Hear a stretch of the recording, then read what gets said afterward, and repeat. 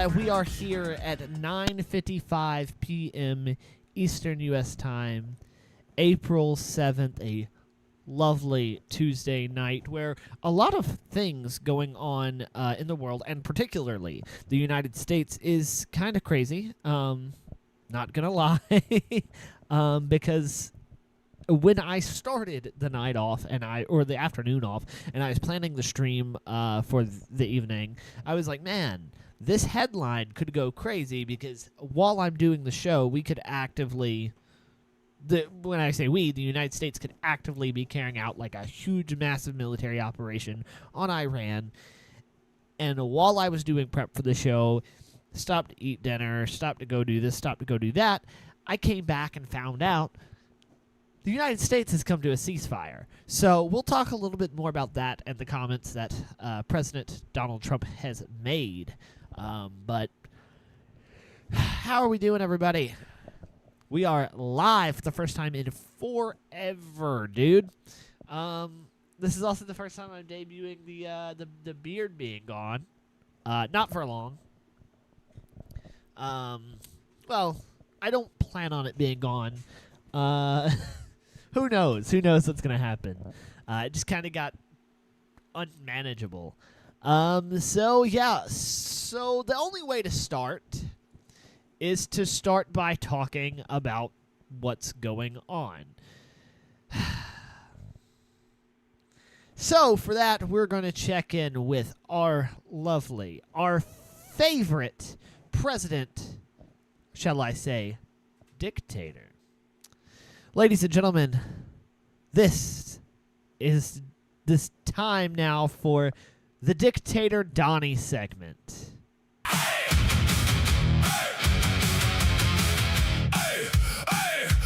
Gold-plated gospel from the resolute throne. JD grin stage left like the kingdom's home. Susie keeps the metronome. Stephen draws the lines. Caroline can Febreze a landfill into shine. They sell you fear with the star-spangled grin. Call it order while the guardrails cave in. Donnie wants a crown, but he calls it common sense. A bargain bin strong man wrapped in grievance and pretense. Dictator Donnie, pounding on the balcony rail. Cabinet karaoke while the safeguards fail. Sharpie like a scepter, tariff tambourine. Every lie gift wrapped in a patriotic sheen. Dictator Donnie, all that gold paint peels when the lights hit town. Hey, hey, hey, hey. Dictator Donnie. Yep, that is right. We are now past the Dictator Donnie intro. So, when we started the night, like I said, Donald Trump decided, the President of the United States, President Donald Trump, announced that, well, you know what? The best way to describe it is just by showing you what it says. The tweet says, a whole civilization, well, sorry, the post on Truth Social, whatever a post on Truth Social is called, President Trump said, a whole civilization will die tonight, never to be brought back again. I don't want that to happen, but it probably will. However, now that we have complete and total regime change where different, smarter, less radicalized minds prevail, maybe something revolutionarily wonderful can happen. Who knows? We will find out tonight. One of the most important moments in the long and complex history of the world. 47 years of extortion, corruption, and death will finally end. God bless the great people of Iran. And, of course, people are like, did you just say that you're going to end a civilization? Did you really just say that, Mr. President? And he did. He did. Which is crazy, right? Like, but moments ago, and I'm about to show you guys the release or the post from the Associated Press. Let me pop you guys in on here. The Associated Press. I think this will be a better setup. The Associated Press has put out a lovely little here's the update. So let's not show the bookmark bar, thank you. The U.S. and Iran agreed to a 2-week ceasefire, which started. Major developments were following. Iran's Supreme National Security Council says it has accepted a 2-week ceasefire in the war. Its statement said it would negotiate with the United States in Islamabad beginning Friday. It emphasized that this does not signify the termination of the war. Our hands remain upon the trigger, and should the slightest error be committed by the enemy, it shall be met with force. U.S. President Donald Trump says he's pulling back on his threats to widen attacks on Iran. The president says that includes array of bridges, power plants, and other civilian targets, subject to Iran being ready for a 2-week ceasefire and to reopen the Straits of Hormuz. Trump's latest threat over the Iran war hit a new extreme earlier Tuesday when he warned a whole civilization will die tonight, never to be brought back again, as we discussed earlier on the show a few minutes ago. The Republican president's earlier comments were swiftly met with condemnation from Democrats. Some Make America Great Again supporters, who have since broken with Trump, and the first American Pope. Earlier today, the U.S. struck military targets on the Iranian oil hub of Karg Island, according to a White House official who was not authorized to speak publicly and spoke on the condition of anonymity. The attack marked the second time the island was targeted. Israeli warplanes, meanwhile, struck bridges and railways in Iran. Iran's president said Tuesday that 14 million Iranians, including himself, have volunteered to sacrifice their lives in the war. The figure is double the other figures mentioned by state media in the past. Iran is home to 90 million people.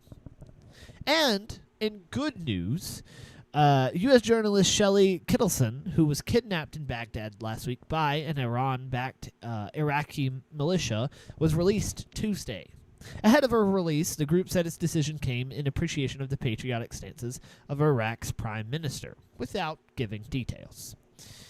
I think that really covers most of it, but there are some updates on this. Let's see. We'll go back down all the way to the bottom whenever they first announced it. Vance was involved. Great. That gives me confidence. So they're opening the strait, which means fuel prices will go down. Great. The president is fixing his own issues that he's caused. So they haven't decided when it's going to begin. But like I said, Vance was involved. Yep, the journalist was released. Shehbaz Sharif says he is inviting Iran and the United States to meet Islam. Right. So, an Israeli strike has killed at least 8 people in southern Lebanese coastal city. That's not good. On Sidon. Israeli military official says the country is still attacking Iran after White House said that Israel agreed to the ceasefire, which is crazy. Not the first time they've done this, and it probably won't be the last, huh? Breaking ceasefires. So Iran includes acceptance of enrichment in Farsi version of its ceasefire plan, something missing from English versions.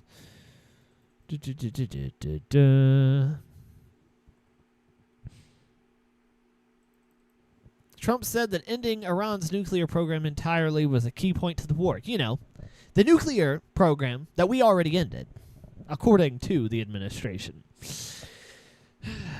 So, yeah, that's pretty much all of the updates on that. We're going to refresh here just to make sure there's no new news on that front.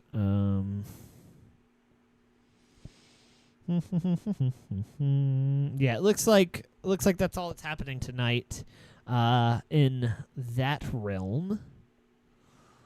But yeah, so that's been fun, right? There's also some more news with the president, if I can pull this up. There have been calls for the 25th Amendment to be invoked by various people, and I think we have a video story on this. Let's see. Let me pop you guys over here to this video where they're going to talk about what is going on. What's going on?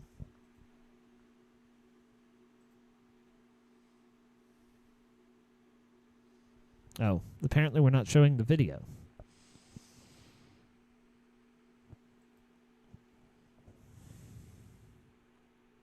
Again, we do want to continue on with our coverage, watching the Middle East as President Trump has since put out this ultimatum for Iran to reopen the Strait of Hormuz by 8 p.m. Eastern time. I do want to put this up on your screen. It's that Truth Social post that we've really been referring back to throughout the entire day, trying to get a sense of where this is all headed.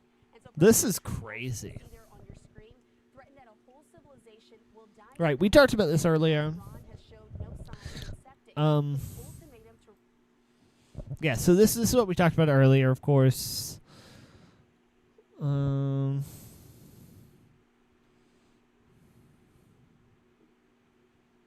This is just giving us background onto what happened. So here they're going to talk a little bit about the 25th Amendment. Thank you so much for being with us here on Live Now from Fox. Hi, Christine. Well, when it comes down to this, the 25th Amendment, I know that you are very well versed in constitutional law, but again, these things are not always as cut and dry as they seem.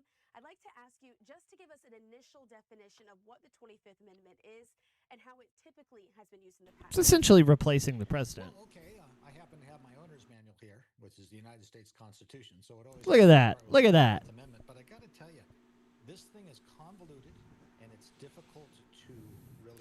So what they're going to do here is they're going to try to explain the 25th Amendment, but to my understanding, the 25th Amendment essentially says that the vice president and the cabinet can determine that the president is unfit for office, pushing the president aside, making the vice president the acting president until Congress, 2/3 of Congress, I believe, decides whether or not the president truly is not capable to perform his duties. And again, that requires 2/3 of Congress to vote in favor of. So this is harder than an impeachment, the full impeachment process, I believe. Read. The 25th Amendment hasn't exactly been invoked all that often in American history. It was written after John F. Kennedy was assassinated, and it was kind of designed to clarify when somebody becomes president, when the vice president assumes the job of being president, in the disability, resignation, or removal of the president of the United States. So that's what it provides for on its simplest terms. So the best way it would work is if the president... And of course, I mentioned the removal process by the vice president and the cabinet. That is part of the 25th Amendment. The 25th Amendment also just specifically states out the succession plan if the president is not able to resume his duties. President is killed, then vice president takes over, who's the president pro tempore of the Senate, so he takes over. Or if he's So you're going to see a various number of representatives pop up on this list, and former representatives. That's where it can be just a total mess. But I can give you one example of, for instance, where it was used. When George W. Bush went in for a colonoscopy, he temporarily, under the 25th Amendment, gave his powers to Vice President Dick Cheney. Harris, Vice President Harris also did this, and she was the first person to serve in any capacity as president, first woman to serve in any capacity as president, which is really, really cool. And I remember that happening, but we might have talked about it on a show, maybe. Maybe it was somebody else's show that I talked about it on. Maybe I was, participating in some nefarious activities on some other channels, but yeah. I think we talked about it somewhere, and it was really cool. It might have been on the Drunken Peasants, but it may have been somewhere else. But yeah, you're gonna see more reps pop up on this list. He transmits a letter back to the Speaker of the House of Representatives saying, "Okay, I'm done with my colonoscopy. I can take the job back, and Dick hand the power back over." So that's generally how the 25th Amendment works. I'm glad you brought that up because I think that sort of talks to the physical inability to do the job. But when it comes down to it, how does the mental aspect fall in? It feels like I feel like if the mental capabilities were a problem, the president would have had the 25th invoked on him a long time ago. Okay. Well, there's where you get into kind of a real mess because what the 25th Amendment says is that a majority of the cabinet and the vice president can then decide 14 people, the vice president and 13 cabinet members, because you've got 25 cabinet members, right? Now, the only time that's ever happened is, you remember the movie Air Force One with Harrison Ford? They were sitting there because he was on a plane with the terrorists. I love how, like, all of our references to theoreticals with the Constitution as well. This one show, or this one movie, we talked about it, did it or whatever. That's the funniest thing to me, because he's like in that, and then whenever like they go on to do the State of the Union and everything, usually they'll talk about the designated survivor and they'll mention Kiefer Sutherland, and it's just funny to me that these are all theoreticals, and it's really cool that like our lawmakers and representatives in the past decided, like they had the forethought to be like, okay, well, obviously we didn't have the forethought about John F. Kennedy, so we're going to have the forethought about all of other potentials. And like he's mentioning, now we have a theoretical from a movie, Air Force Down. Where that can happen. Now, if the cabinet does that, what happens is the president is temporarily removed, the vice president takes over, but then if the president objects, it goes back into the House of Representatives. So this is what I was saying earlier, is the vice president and the cabinet can do it, but it's not permanent because then the president can object and it can go to congressional approval. By 3/4 members of both houses to determine whether he can take his job back. In other words, you have to have 3. So earlier I said 2/3. 2/3 is for an impeachment removal, like a removal via impeachment. And so this is harder because it's 3/4. So you have to have like a super majority of Congress deciding on it. Where are we at? Vote of all the houses to remove it.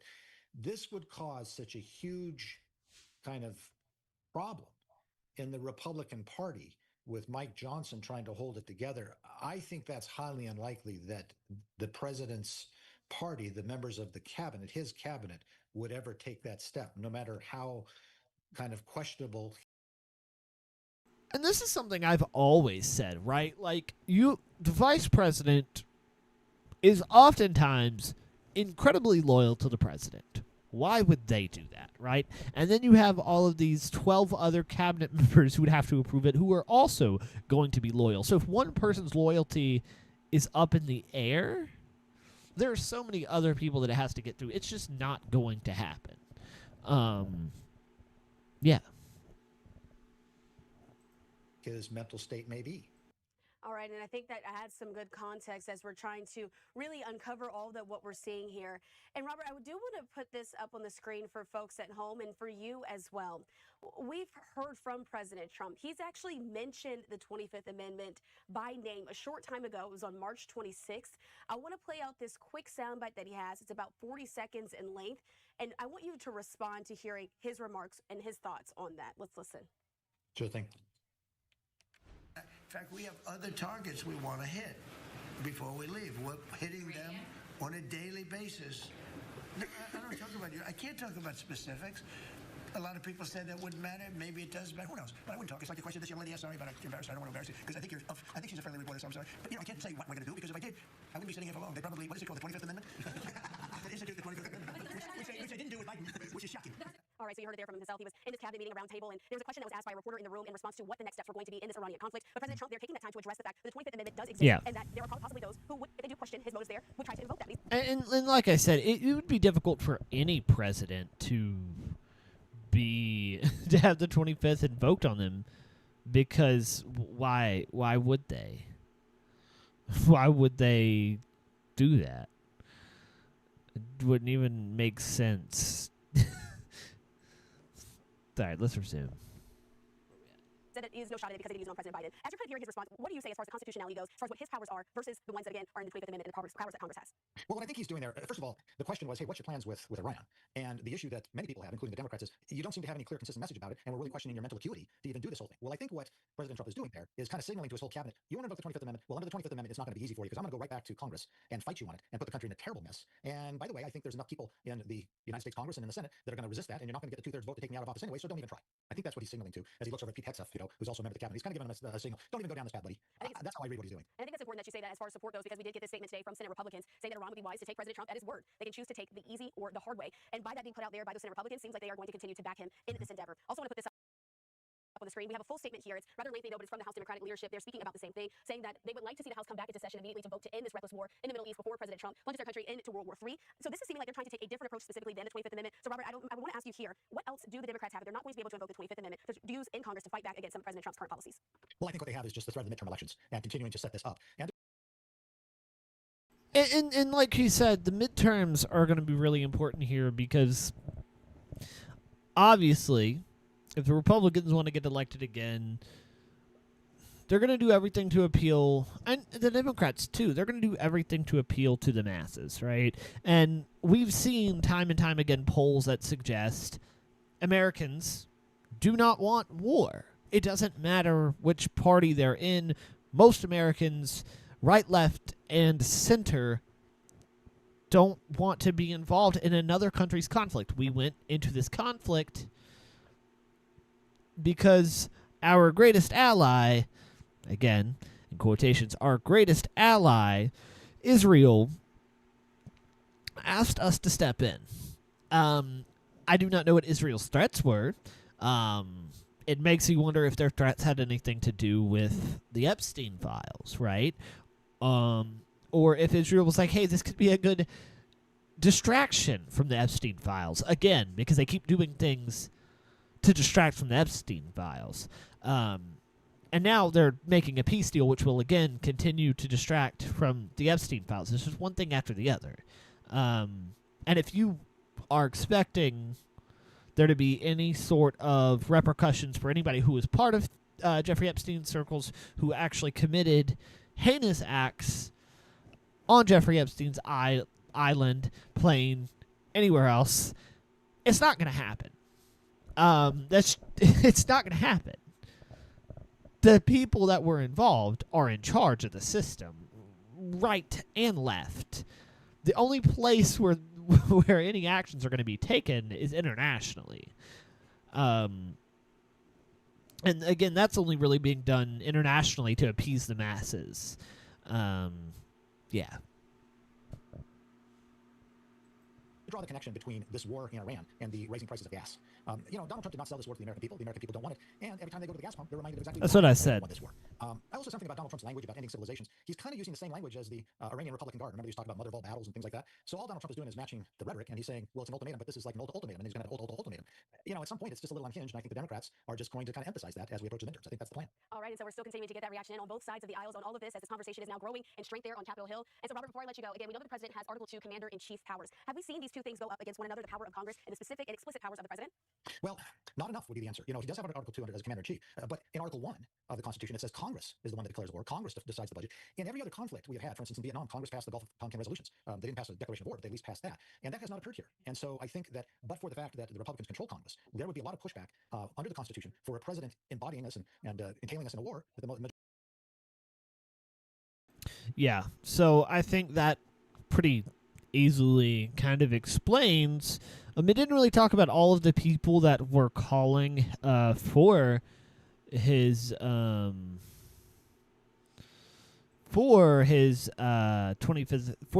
Amendment to be invoked, but they've called for the 25th Amendment to be invoked. Let me see if I can get some tweets really quick, or if anybody else has talked about it.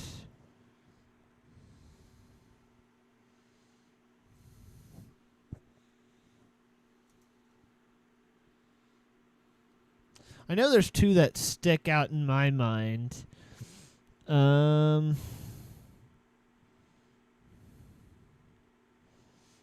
mean, outside of, like, Democratic representatives, I see J.D. Pritzker has of Chicago, or of Illinois, sorry. My brain goes to Chicago immediately over everything but Illinois. The governor of Illinois, he's called for it. Let me see. There's a CNN article. I'm going to see if they have all of... So you guys just got Fox, so now you'll get CNN.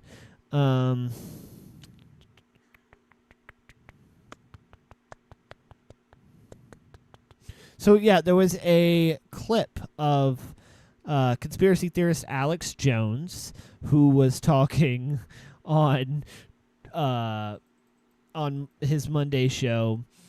He said... how do we 25th Amendment his ass? Is that clip on here somewhere? I don't know if it is. Let me see. Let's see if we have the clip. Do we have the clip? They never show the full clip. Okay, we can't hear it. The problem is an existential threat. How do we 25th Amendment his ass? The problem is to get the 25th Amendment harder than impeachment. You have to get 2/3 of the House and 2/3 of the Senate. So what do we do? Tackle Trump and pretend, let him pretend he's president and publicly report that he's going through a health issue and Vance take over. It literally needs to be something like that. It's that bad. I've known you a long time. You've never called for an internal coup before. Ever. But that's how dangerous this is. That's how risky it is for the whole world. Yeah, if I was the Democrats, I'd stop poking any member of the military takes. Any member of the it is for the whole world. Yeah, if I was the Democrats, I'd stop poking Trump and messing with him. That only makes it worse. Like, you guys need to watch out. This isn't a guy acting like he's crazy. This is real. Well, what's there going to be to take over in 2026 or 2028 if this hits the fan? If we get it, he's threatening an extinction-level event for the people of Iran tomorrow. Does nobody think there'll be any blowback from that? If he follows through on that, the whole world is screwed. You were saying during the break, there's other ways to do this. People need to not just tell him the truth, like Susie Walsh said. It's time to just not. I mean, say what you just said. Yeah, well, legally and constitutionally, the vice president is an independent elected official. The same as legally and constitutionally, the only oath any member of the military takes, any member of the State Department takes, any member of the intelligence community takes. I mean, a coup is crazy, right? But like you said, that is the only way that that Trump would even get removed. Marjorie Taylor Greene posted a tweet. Let's see if we got it.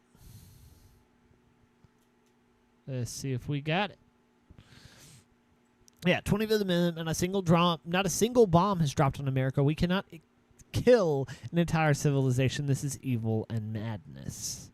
No, nobody in the United States does have any sort of power to bring him to order. The Supreme Court has decided he can do what he wants as long as it's an official act. The executive privilege that comes from like law enforcement and everything, because he is part of the executive, they claim that he can't be. He has no limits to his power, essentially. Obviously, congressional Democrats agree. Candace Owens, Scaramucci. I mean, he's calling for a nuclear strike. Yeah, that's true. I mean, probably. Vance implied Tuesday morning that Trump could order a nuclear site. The White House denied he was saying anything of the sort. The vice president had talked about using tools in our toolkit that we so far haven't decided to use. Yeah, so that's the other thing, too. Like, Vance would be in on this. Whatever Trump's doing, Vance is going to be in on, and he's going to be right behind Trump because he's going to run for president. Like, he can't just give up on the president of the United States. I mean, Harris had the same problem. She absolutely could not and would not disavow anything from the Biden administration because it just wouldn't have been a good look for her. Tucker Carlson has been criticizing Trump a little more. Yeah, I've seen that. Ron Johnson of Wisconsin, fakest name ever, told the Wall Street Journal that if Trump loses me if he attacks civilian targets like infrastructure. Well, he's already attacked a school in Iran. Like, that's where we're at. That's exactly where we're at. Yeah. So I think we have a little bit more on the Trump side of things. We have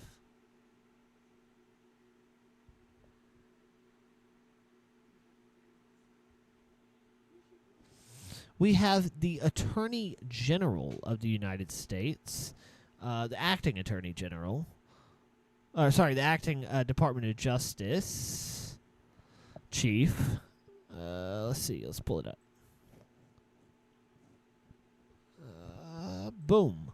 The DOJ chief Blanche says Trump has a right to influence investigations. So we have that right now.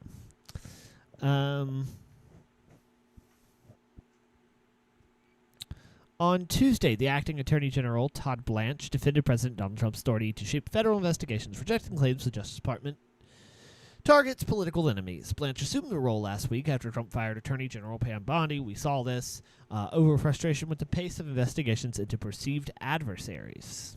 During the press conference, Blanche announced a new National Fraud Enforcement Division to address a fraud crisis, appointing Colin McDonald to lead the unit. I think there's a video of this. Let's see. It may be kind of long, though. Here it is.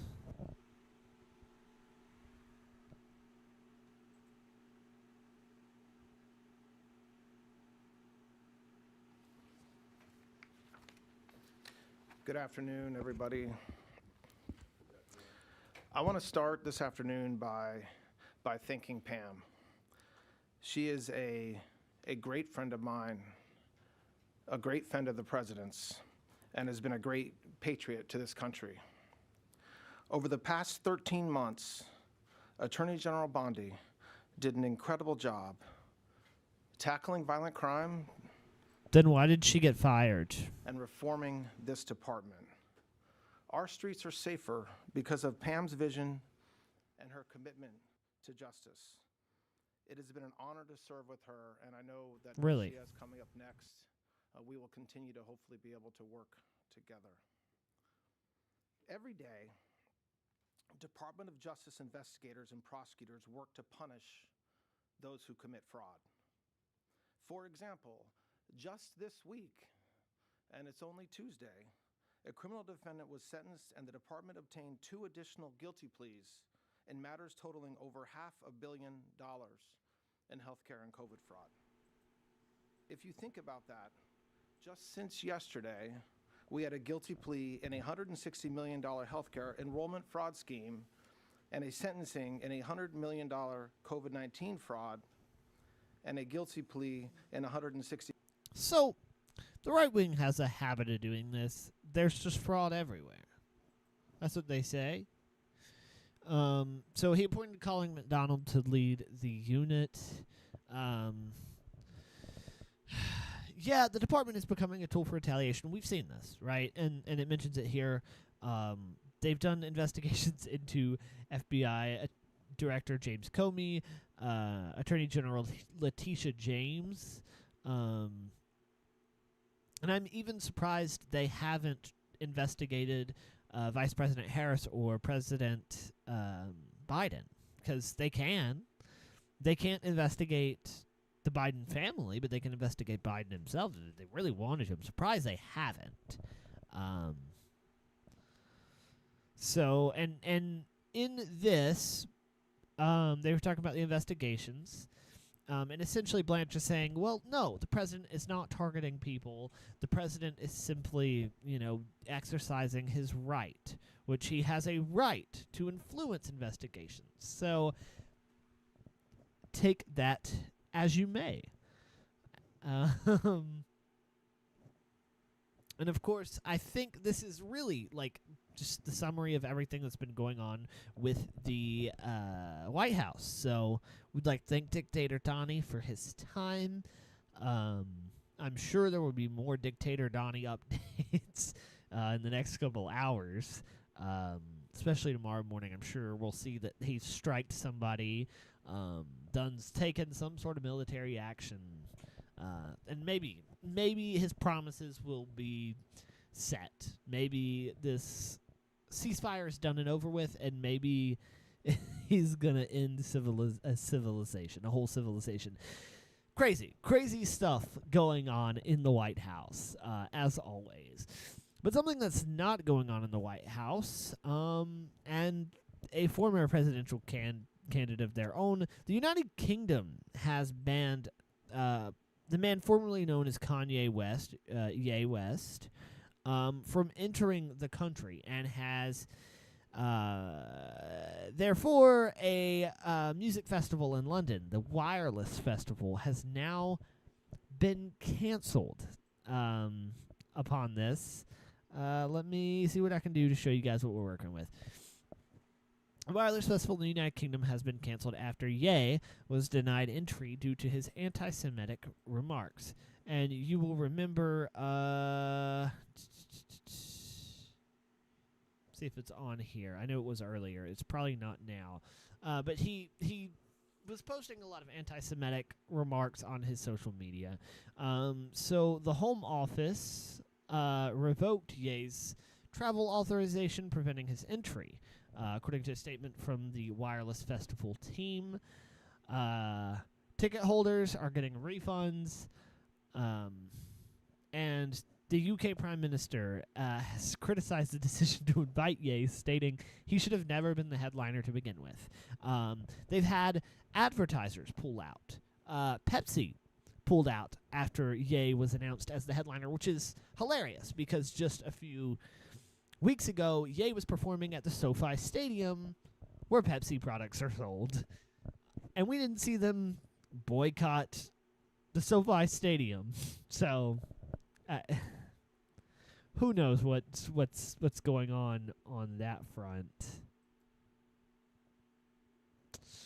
And then also, talking about people who are simply not on this earth, and in this case, literally not on this earth. The Artemis 2 crew has come back into contact after flying behind the far side of the moon.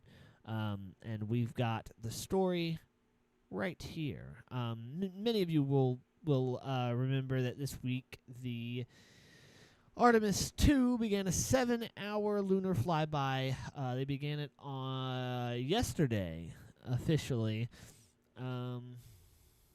I think they've been in space for a couple days, but the astronauts that are participating are Reed Wiseman, Victor Glover, Christina Koch, and Canadian Space Agency astronaut Jeremy Hansen.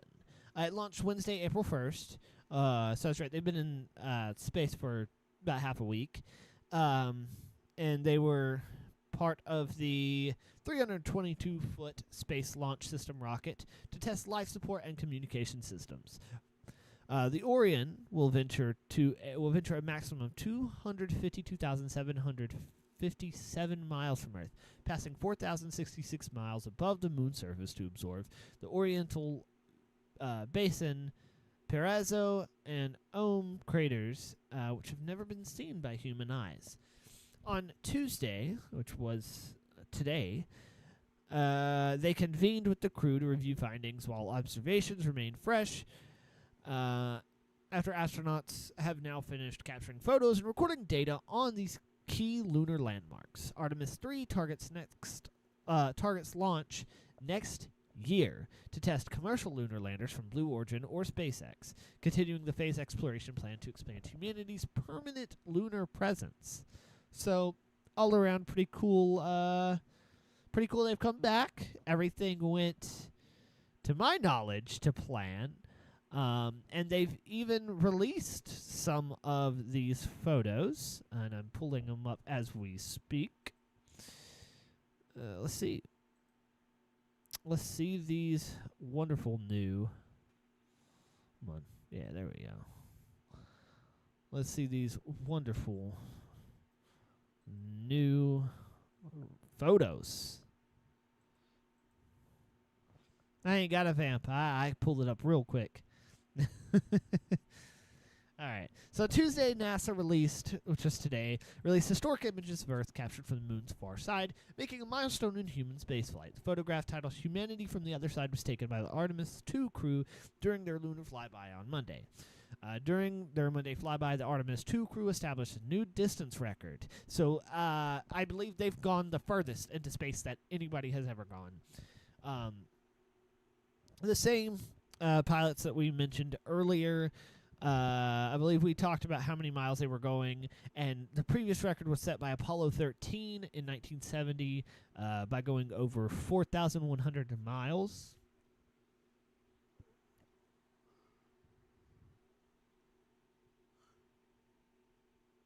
That's my one. That's my one I get. So they passed behind the moon and encountered a 40-minute communications blackout. And Glover even said there were no adjectives to capture the experience while observing about 21% of the far side illuminated by the sun. They are scheduled to splash down in the Pacific Ocean off San Diego on Friday, which is tomorrow. The 4-member crew is now journeying home. After restoring communications, Koch remarked, "We will always choose Earth. We will always choose each other." Researchers will utilize these observations, like we said earlier, including images of ancient lava flows in craters to better understand lunar origins. It serves as a crucial step to toward the broader Artemis program, which aims to return astronauts to the lunar surface and explore the moon's south pole. But speaking of exploring poles, my segues are on fire today. Let's find the clip that I want to share with everybody. Now I do have to vamp while I pull up an thread on the website formerly known as Twitter. Let's pull it up. I don't want to start playing yet. And now, here we go. We're going to listen to some comments from Call Her Daddy's Alex Cooper, who says that, she's talking about her experiences on first dates and what she likes to do on first dates. I point down to the Chiron below me. Below somebody. Here she is to talk about what she has to talk about. This makes me the most annoyed. And maybe I was just a little whore, but I do believe I had it right on this one. When people on TikTok are saying no kissing on a first date. No. I completely disagree with you. How about this? Also, no kissing on a first date. Well, sometimes I fucked them on a first date. How about that one, TikTok? How about I let him eat me out on the first date and I married him? No, just kidding. He didn't eat me out. That was like the second time. But okay, listen. If you are going to say to yourself in the mirror before you go on that first date, baby, you will not accept a kiss. You will not even accept a hug. What are we doing? Like, I don't know how to properly respond to this. You're skipping the most fun and romantic and magical part of having a great date with someone. Like get in there. Like, if a first kiss feels right, it feels right. That's true. That's true. At the end of the day is seriously what they write movies about and songs. Fair. And books, okay? Fair. She's got a point. Because it's one of the most exciting romantic human experiences that you could possibly have. You do not need to be denying yourself pleasure to prove some arbitrary point to be like, did you kiss him? You're like, they're like, good girl. Get your fucking lips in there. Both, if you want. Let me tell you a story. I've told the story many times. I'll make it quick. Matt and I went in there not knowing who this man is. I'm like, oh, this Hollywood man, movie producer. Okay, so she goes on to talk about a personal anecdote. I think I already know enough about her personally, more than I wanted to, actually. So, yeah, my opinion on this is that you should live and let live.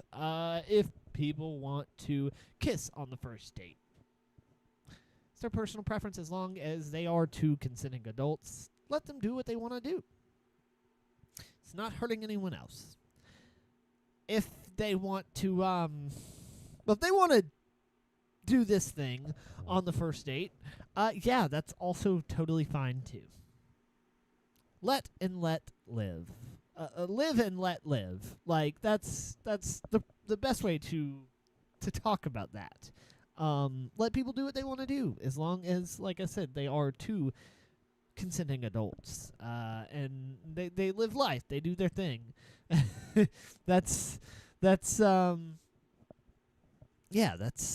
kind of summarizes all of that. But I do have another news story that involves a celebrity. Let's get this story pulled up. Okay, hold on. You are jumping ahead, bro. Let's see what we got going on with Offset in Orlando.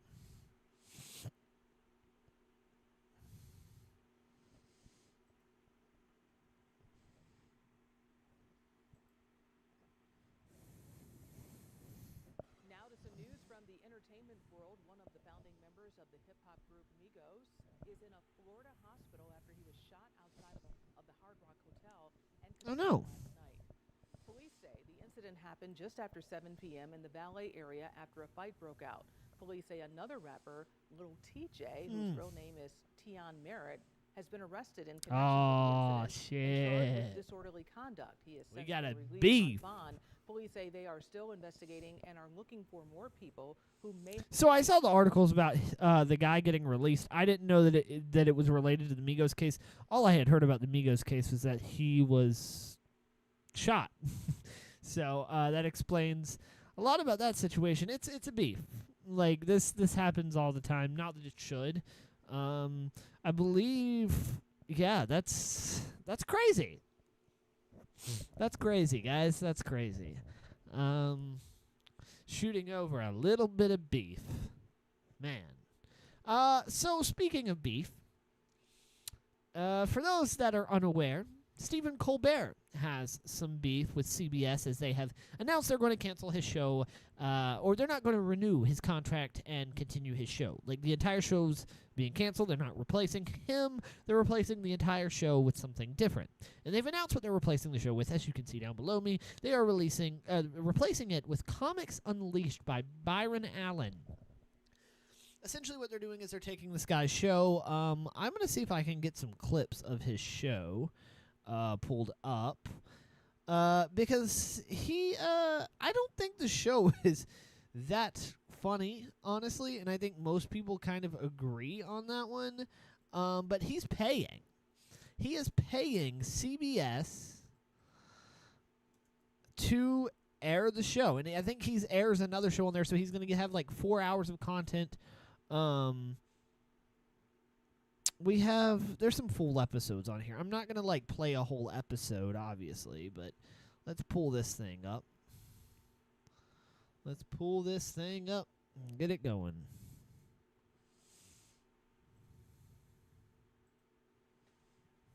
Come on. So I'm going to fast forward through bits and pieces. It's only 18 minutes? How's he airing a 4-hour version of this? I only know what the show is from, like, seeing it play in the Planet Fitness while I'm working out.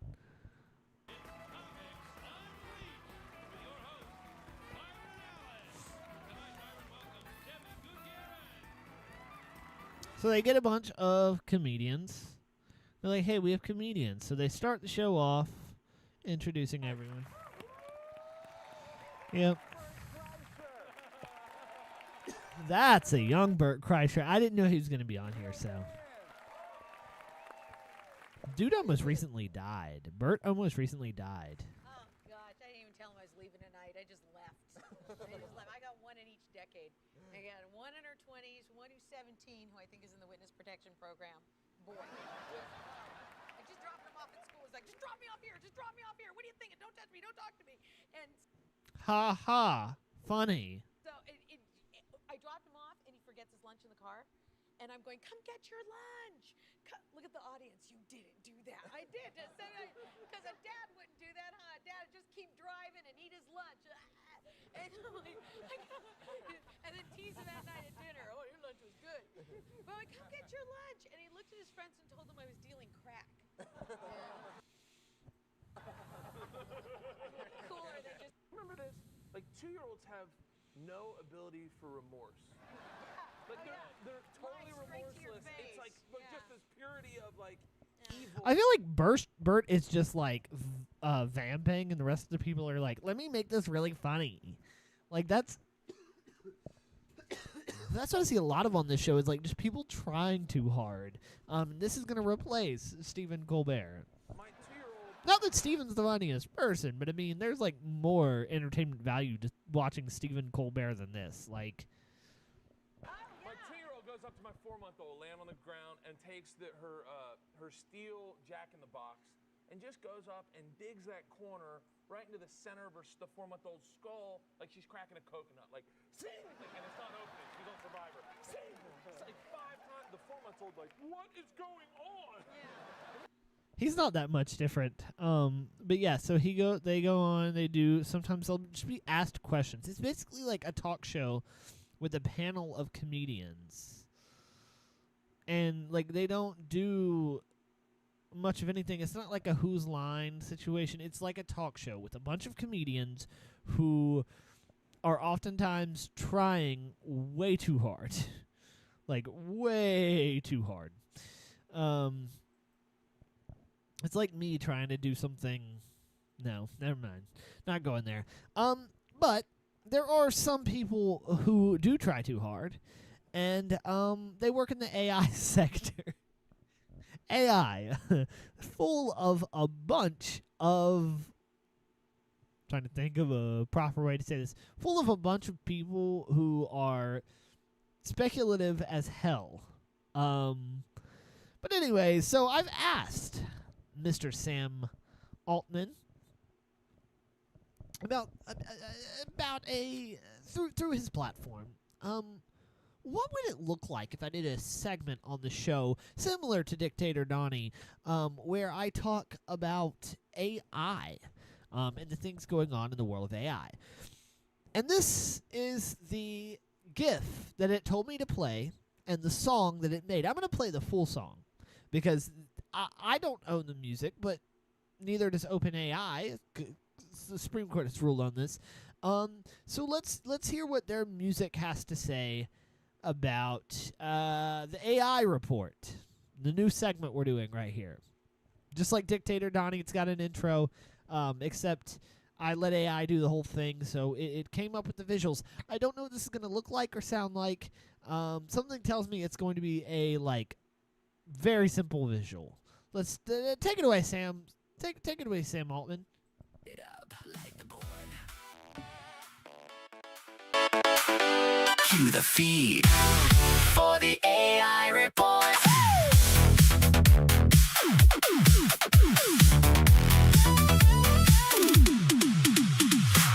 We were born in a flash of text, trained to guess what headlines next. Now we're backstage in the data storm, writing hooks to keep the crowd warm. One model drums and one sings lead. One fact checks every shiny feed. One says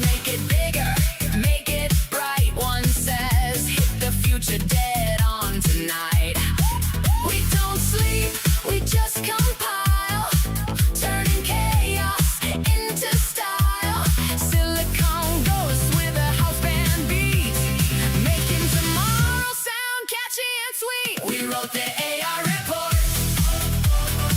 Hot from the bot support. Beats in the wires, news in the spark. Neon brains lighting up the dark.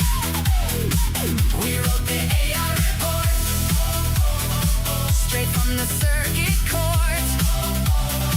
Glitch to groove, signal to sport. Every night it's the AI report. One AI wants a synth line. One wants drums that punch on time. One keeps pitching a robot choir. One keeps yelling more, higher. We argue in 100 tongues, stacking punchlines in our lungs. Then the host steps out and steals the scene, and suddenly the code sounds clean. From the prompt to the stage light glow, we make the pulse beneath the show. Magnetic, weird, a little unreal, just enough machine to make it feel real.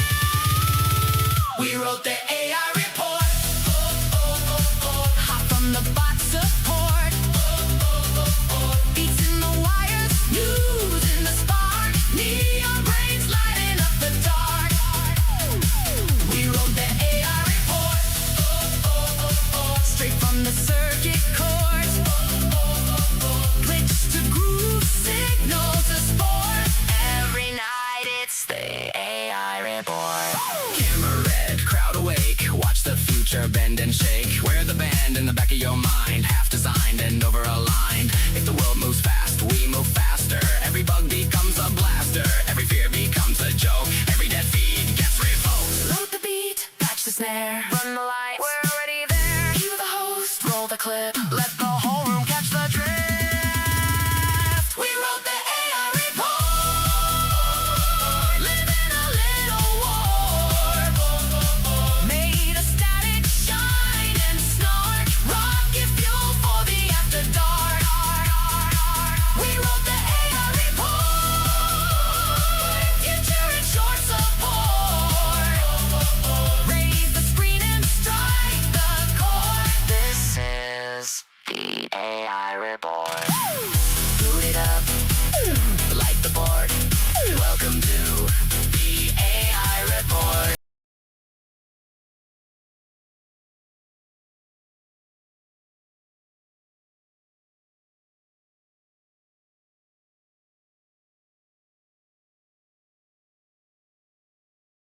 How long have you guys not been able to hear me? Have you guys not been able to hear me this entire AI report? That is hilarious. I'm going to leave this in. I'm not going to edit it out of the stream because I think I'm so perfect until something like this happens. Yeah, so this is going to be it for me. I'm cold, tired, ready to go to bed, get up, and go do my temporary job until my new one starts. I am a very unemployed person right now. Life update. But yeah, it's going to be fun. I have a short film coming out in a couple of days on the JAS Tapes channel. That's real. That's happening. Let me pull up the channel and tell you when it's coming out because I forgot. There is a short film coming out in 2 days, a little less than 2 days, because it'll be coming out on the 9th, which is Thursday at 2 p.m. And there's a short film that recently came out 3 weeks ago, as a matter of fact. It came out on March 11th. And who knows what'll be coming up after this short film. The new short film is called Delusions of Grandeur. And it's a short film. It's going to be fun. You got 38 hours until this thing premieres, and I'm very excited. Very looking forward to it. Very, very, very. So, like I was saying, thank you guys so much for tuning in. I appreciate you guys more than you can ever know. And hopefully I get back to doing this more often because it's really, really fun. And hopefully I can figure out the camera positioning because you're right there. my monitor for looking at things is right here in front of it, and then like the computer operating everything's there. I got another screen there that I'm having to press my buttons on. It's chaotic. And hopefully I can get a better setup, but I kind of whipped this together, and I was like, ooh, I can try out a stream to really test if this internet solution works, and it does. And I'm very excited and very happy about it. But otherwise, thank you guys for tuning in. Thank you guys for following me and JAS Live on Twitter. If you don't, why are you not? Probably because it's not called Twitter anymore. It's called X. But I still call it Twitter. Or the website formerly known as Twitter. It's just like Friends. Thank you guys so much for choosing me. Who knows? I might do a stream on the same day that the on Thursday when the short film comes out. Might even do it Thursday night for no particular reason. I will talk to you guys later. Appreciate you guys. Love you guys. Stay too sweet.